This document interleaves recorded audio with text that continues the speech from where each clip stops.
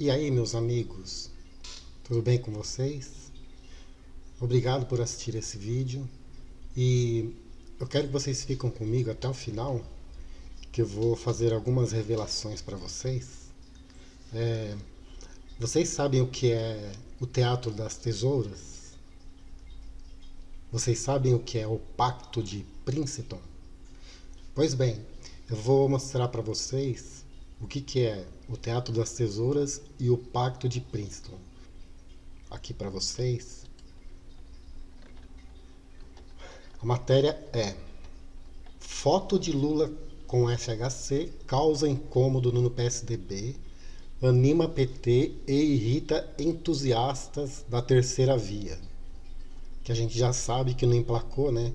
A terceira via, que seria o Amoedo, seria o Henrique Meirelles. O próximo agora é o Henrique Meirelles, né? Que ele foi ex-presidente do Banco Central na época do Lula, e foi envolvido em escândalo, né? Na época, em 2002, quando ele foi presidente do Banco Central, mas não vingou nem o Amoedo, nem o Mandetta, nem Luciano Huck, nem o Ciro Gomes está ali, né, cambaleando, é o que tem assim. Sérgio Moro, coitado, não vou nem falar, né? Já admirei muito, mas infelizmente o cara pisou na bola. Líderes tucanos consideram que encontro dos ex-presidentes enfraquece busca de candidatura alternativa em 2022. Essa matéria é do dia 21 de maio de 2021, tá, pessoal? Tá aqui, ó, no canto esquerdo. Então vamos lá. A publicação da foto do ex-presidente Lula e Fernando Henrique do PSDB, após dias de afagos mútuos, que lindo, causou diferentes reações nos partidos de ambos ao longo desta sexta-feira e aborreceu entusiastas de uma terceira via para a eleição presidencial. Os diretórios nacional e paulista do PSDB emitiram notas em tom de desconforto com o encontro entre os outrora rivais políticos. Então vocês ficam aqui que eu vou te mostrar por que eles não são rivais. Embora FHC não tenha declarado apoio a Lula no primeiro turno, ele tem dito em entrevistas que votará no petista se for preciso, para derrotar Jair Bolsonaro. Pessoal, fala a verdade, o cara é um mito, né? O cara conseguiu unir PT e PSDB, dois inimigos históricos, teoricamente, tá? Vou mostrar para vocês que eles não são inimigos. Eu vou mostrar e vou provar para vocês. Continuando, aqui tá a foto dos dois, né? Bonitinho, tal. Esse encontro ajuda a derrotar Bolsonaro, na cabeça deles, né? Mas não faz bem a um potencial candidato do PSDB, disse o presidente nacional do PSDB, Bruno Araújo. Hoje o partido tem entre seus pré-candidatos os governadores de São Paulo, o calça apertada, que ele não ganha. Na verdade ele não ganha para nada. Acho que talvez vereador de São Paulo, talvez. E do Rio Grande do Sul, Eduardo Leite, também coitado. E o senador Tasso Gereissati, o cara é um zumbi político. Nossa característica é saber dialogar, inclusive com adversários políticos, continuou Bruno Araújo, que é o líder do PSDB, Partido Social Democrata. O partido segue firme na construção de uma candidatura distante dos extremos.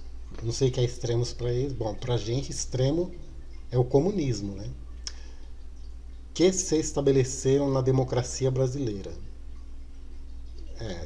Isso é muito estranho, uma coisa muito vaga, né? Democracia brasileira, mesmo porque o Bolsonaro está há 2 anos e meio, não teve 2 anos e 4 meses, não teve ditadura, ele não mandou prender ninguém na praça, na praia, que eu saiba, ele é o cara que mais fala em liberdade. Então não sei onde eles viram aí, né, essa narrativa. A seção paulista do PSDB, presidida pelo secretário Marco Vignoli, aliado de Dória, do calça apertada, que acabou com o estado de São Paulo, afirmou em nota que o encontro de FHC com Lula tem caráter dentro da democracia. Eles entendem por democracia Venezuela, Nicarágua, Cuba. Para eles isso é democracia, é uma piada, onde os adversários políticos dialogam. Mas fica aqui, pessoal, não sai desse vídeo, eu vou mostrar para vocês como que é o diálogo dessa gente. Ressaltou, no entanto, que o PSDB trabalha uma alternativa para o Brasil, capaz de liderar a retomada tão importante no país, frontalmente contrária aos retrocessos de Lula e Bolsonaro. Ué, vai entender, né? O cara tá apoiando o Lula, que é um bandido condenado, e aí ele falou que o Bolsonaro é retrocesso. Que eu saiba, o retrocesso foi o Lula, o governo petista, porque a Dilma era um poste, quem governava era o Lula. Isso todo mundo sabe. Na mesma linha, o deputado federal Aécio Neves. Bom, esse aqui, ele é mais sujo que pau de galinheiro, que disputou a presidência em 2014. Então, em 2014 ele concorreu com a Dilma. Mas eu vou mostrar para vocês também outra coisa interessante. Fica aí, esse vídeo é interessante, pessoal, vocês vão gostar. Que disputou a presidência em 2014 e é crítico histórico do PT. Manifestou-se pelo direito de FHC de almoçar, jantar, tomar vinhozinho com quem ele escolher, mas frisou que os planos dos tucanos passam longe de aliança com Lula. Quanto à questão política, o PSDB deve continuar a busca de uma candidatura ao centro e há sinais claros de que, além dos nomes colocados aqui, o senador Tasso começa a considerar realmente uma candidatura. Lula nunca foi e não acredito que será uma opção para o PSDB, declarou Aécio. O Leite, lá do Rio, o Milk, avaliou como natural. É aquele lá que ele fechou as gôndolas do mercado e falou, ó, isso você pode comprar, isso você não pode. Entendeu? É coisa de ditador isso daí, tá, gente? Presta atenção. Leite avaliou como natural que os dois ex-titulares do Planalto conversem sobre política, mas afirmou que não pode se esquecer da história.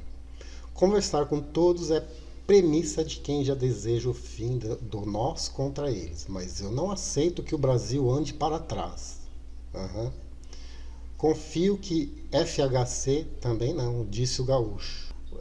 O almoço dos ex-presidentes com vinho, com beijos e abraços, que ocorreu no dia 12 de maio, semana passada, no apartamento do ex-ministro do STF e da Justiça, Nelson Jobim, foi revelado por Lula na manhã desta sexta-feira em uma publicação nas suas redes sociais. Então eles se encontraram, né? Bonitinho. Sabe o que o FHC ele quis dizer com isso? Que o PSDB não tem candidato. É só ver as pesquisas. O Dória tem 3%, né? O Huck tem 6%. Se eles chamarem o Moro, pode ser provável, tem 6%. Se eles chamarem o Mandetta, que tem 2%. Então, na verdade, o PSDB não tem candidato já para a próxima eleição em 2022. E aí é o seguinte... Ah, tá, o FHC é de direita, né? Legal. Então, veja bem com quem é FHC. Quem são os amigos do FHC? Uma beleza, né? Olha aí que maravilha. Só cara, gente boa, né? Hugo Chávez, né?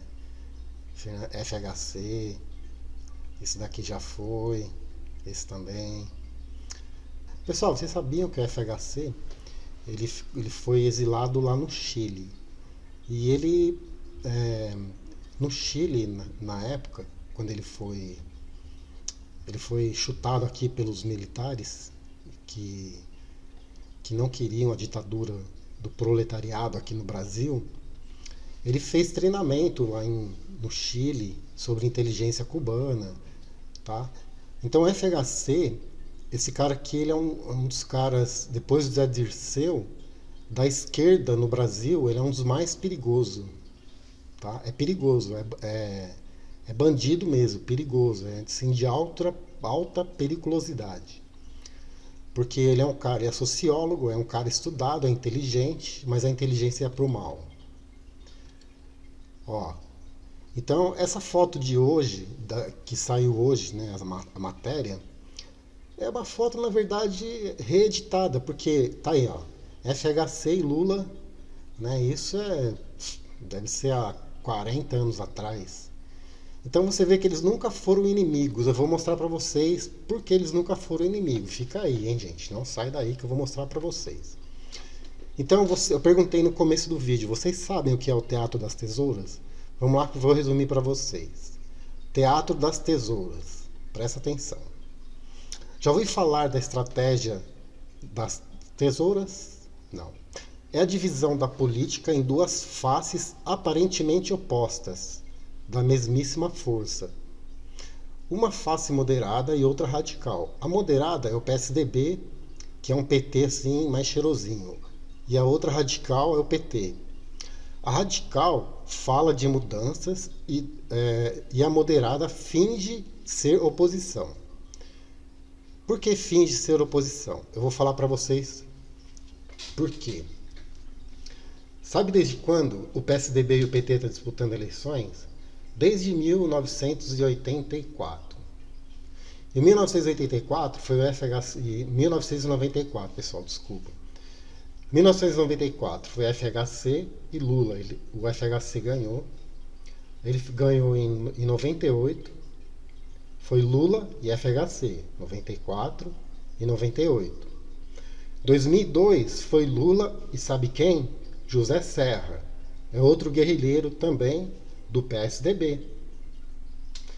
2006, quem que foi? Lula e Alckmin, que é do PSDB, certo? 2010, quem concorreu? Dilma e José Serra, guerrilheiro do PSDB. Os holofotes se voltam vamos lá. Os holofotes se voltam apenas para uma das duas faces aparentemente inimigas, e todo o resto sai de cena. A ilusão de oposição e de escolhas políticas aumenta o poder dessa única força. Então eles fingem que estão brigando, mas na verdade eles são a mesma coisa.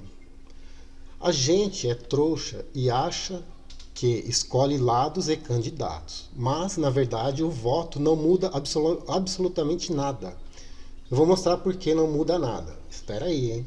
Eu tenho mais um negócio para mostrar para vocês. Vocês vão entender. Políticos e partidos são todos iguais. Lógico que, nesse caso, Bolsonaro não. Nos bastidores, os mais violentos adversários podem ser aliados secretos no objetivo conjunto de conquistarem mais e mais poder. E o povo? Ninguém se importa com o povo. PT e PSDB eram faces da mesmíssima moeda. O engomadinho PSDB nunca foi tão de direita quanto se parecia ser. Não foi mesmo. Não é de direita, né? Assim como o PT era uma esquerda fake, capitalistíssima, amante de banqueiros. Inclusive, a época que os banqueiros mais tiveram lucro foi na época do Lula. Do governo Lula e Dilma. Pode dar um Google aí, pesquisa. Faturamento dos bancos tal, nos anos de 2000 até 2014. Vocês vão ver que os bancos ficaram bilionários. Lula e FHC nunca tinham políticas econômicas muito divergentes. E eu vou falar um pouco dessa guerrinha fictícia, utópica entre PT e PSDB. O PT sempre, os petistas, que na verdade são massa de manobra, eles sempre falavam do trem-salão tucano, do mensalão tucano, e na verdade isso se chama Teatro das Tesouras. Eles faziam sem saber que era o Teatro das Tesouras. Tá? Eles são massa de manobra, eles não sabem o que é o Teatro das Tesouras. Mas aí eu vou provar que isso aqui é verdade, o que eu estou falando aqui. tá? O Teatro das Tesouras, eu vou provar que é verdade. No Brasil, candidatos eleitos querem apenas uma coisa: poder. E você, palhaço, briga por causa de políticos, sofre por causa deles, cancela natais e odeia todo mundo que votou diferente de você? Você se acha politizado e inteligentão? Mas é o mais manipulável de todos, principalmente os petistas. Qualquer fake news do seu interesse te engana. Falaram que a gente tinha o gabinete do ódio, da fake news, e não provaram até hoje. Está 2 anos lá falando do gabinete do ódio, e quem foi condenado por fake news foi o Haddad. Olha só, para você ver. Né? É a premissa do esquerdista, do Lenin. O Lenin, que foi o pai da revolução bolchevique, a premissa dele era o seguinte: acuse-os do que você é, chame-os do que vocês são. Você é um escravo do seu próprio viés de confirmação.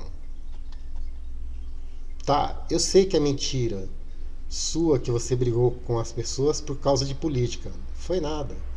Você já não a suportava antes. Quem defende a democracia e não consegue conviver com a discordância e a divergência de opiniões deveria repensar os seus conceitos. Serve para quem? Os esquerdistas. Eles não aceitam opinião. A opinião que vale é a deles. A verdade é a deles. Tá, beleza. Entenderam mais ou menos que é o Teatro das Tesouras? Certo? Eles fingem que brigam, mas na verdade eles são a mesma coisa. Tá? Agora eu vou provar para vocês que isso daqui é verdade. Agora, vocês já ouviram falar do Pacto de Princeton? Presta atenção. As entranhas do Pacto de Princeton entre Lula e FHC. Olha aí que bonitinho. Coisa linda. Apesar de sócios dissimulados, no intento de implantar alguma das variantes do socialismo no Brasil, o Partido dos Trabalhadores, PT, e o Partido Social Democrata Brasileiro, PSDB, sempre procuraram disfarçar essa sociedade. O trato foi, olha só, hein? Esse trato foi feito em Princeton, Estados Unidos. Se não vence um, vence o outro. Mas no frigir dos ovos, o poder se manterá na esquerda.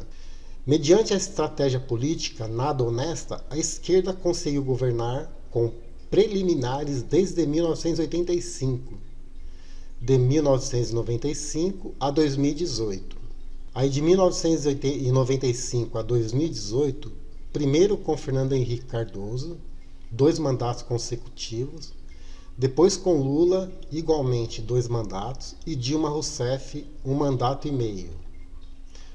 Prosseguiu com o mandato tampão de Michel Temer, 2 anos, que substituiu Dilma, de quem era vice nos 2 últimos anos do seu segundo mandato em vista do impeachment. Essa combinação havia sido feita nos Estados Unidos um pouco antes da primeira eleição de FHC, em 1994. Esse acordo diabólico entre as 2 correntes da esquerda foi firmada na cidade de Princeton, Estados Unidos, entre o então representante do Foro de São Paulo, Lula da Silva, e o representante do Diálogo Interamericano socialista fabiano, Fernando Henrique Cardoso. Em janeiro de 1993 foi firmado o Pacto de Princeton, um ano antes da eleição que conduziram FHC à presidência da República.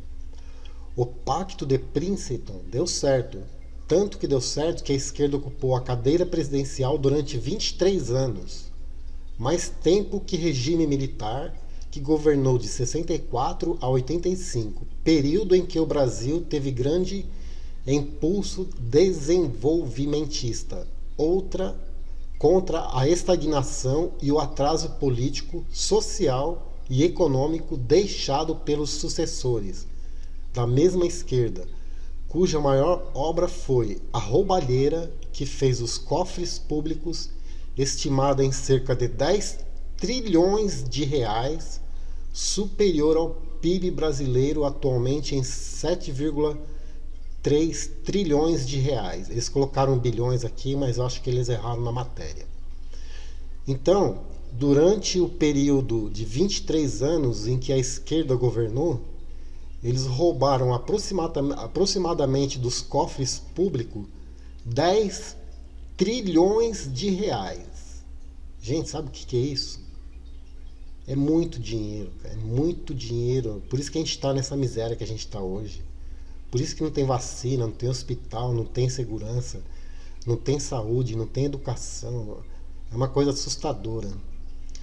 E atualmente o PIB brasileiro é de 7,3 trilhões de reais.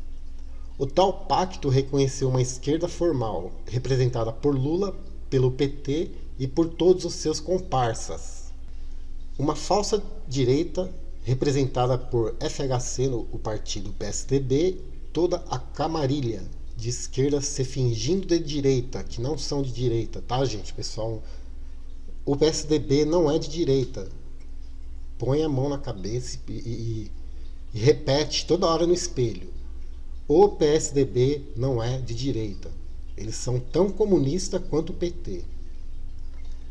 Em Princeton foi acertada a participação dos ex-guerrilheiros nas eleições, a esterilização da população para controle da população, o incentivo ao homossexualismo, a legalização do aborto, o enfraquecimento do cristianismo, uma força à teologia da libertação para abalar os alicerces da igreja, tanto que tem os padres comunistas, tem padre comunista. O enfraquecimento das forças armadas, que foram sucateadas. O Brasil não tem porta-aviões, é uma vergonha. O Brasil é o 6º país em tamanho continental, não tem um porta-aviões, é uma vergonha. Todos esses países que eu citei, eles são todos potências militares. Ah, mas que tem isso a ver? Que tem isso a ver? E se vir alguém invadir o Brasil? E aí?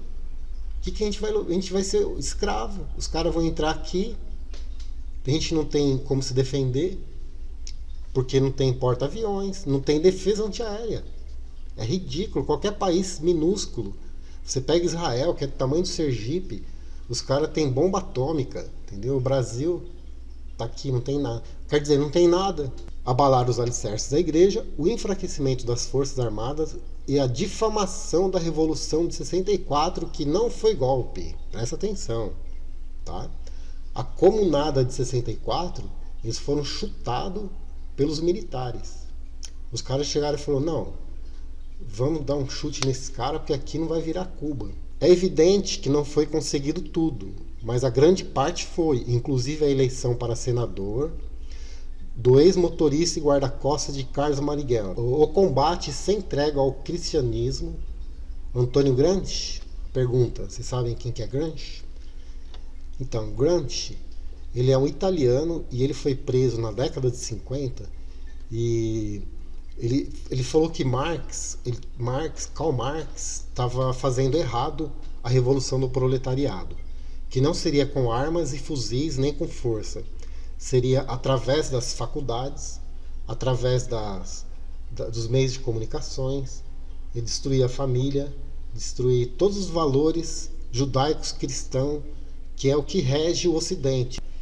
Tá? Então a teoria de Gramsci ela foi bem implementada no Brasil, tanto que a nossa educação, Paulo Freire, que tem a teologia do oprimido, sem dúvida o domínio da esquerda durante o período que governou foi absoluto. Os 3 poderes funcionaram com plena harmonia, com todos acomodados no toma lá da cá. Foi o que aconteceu no Mensalão. E foram simplesmente geniais no aparelhamento que fizeram do Estado em todas as organizações públicas onde infiltraram seus fiéis, nas leis que editaram e na própria Constituição de 1998, que em resumo pode ser considerada a Bíblia da esquerda. E realmente é verdade, a nossa Constituição de 1998 ela é totalmente comunista. É evidente que no Pacto de Princeton, Lula ainda não estava maduro. Até uma piadinha, né? Não estava maduro.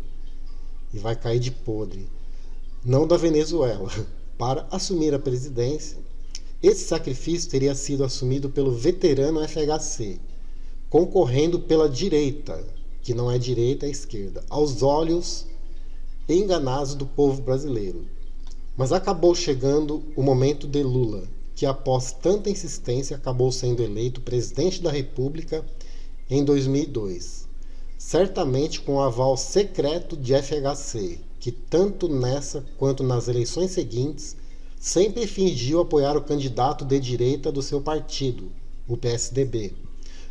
Como eu falei no começo do vídeo, como Serra em 2002, Alckmin em 2006, Serra em 2010, Aécio Neves em 2014. Tudo PSDB, desde 1994. É PT e PSDB. Então eles vão alternando o poder. Isso se chama o Teatro das Tesouras. Então, esse almoço aqui do Lula com o comunista FHC, isso aqui não é novidade nenhuma, viu, pessoal? Não precisa ficar assustado, não. Isso aqui já vem desde lá de trás. Os dois são comunistas. O interesse deles é o poder, tá? É o poder e é infiltrar todos os fiéis deles em todas as áreas do governo, educação, na mídia. Você vê, a mídia hoje é tudo esquerdista. Só vê isso. São os caras que foram formados agora, há 30 anos atrás, 20 anos atrás, 10 anos atrás. São tudo esquerdistas. Foi na época que governou FHC e Lula. Simples assim.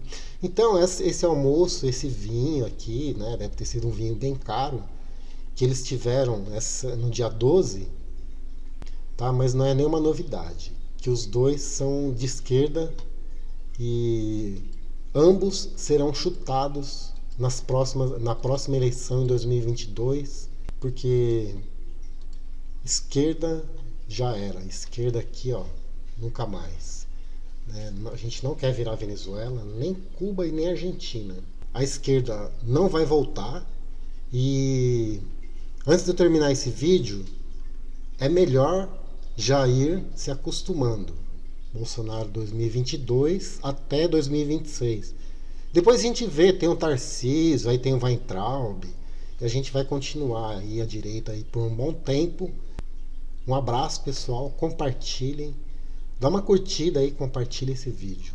Um abraço e até o próximo vídeo.